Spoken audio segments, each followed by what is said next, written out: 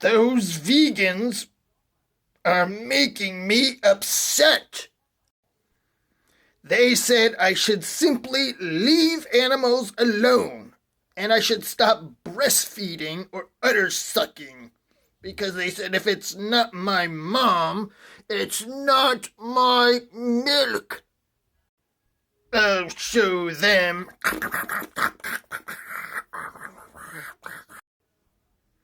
Then they said to stop eating female birds' periods or menstruation cycles called eggs.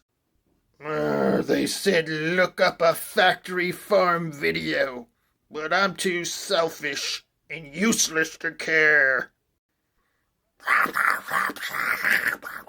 Animals were made for me, and it doesn't matter how they are treated.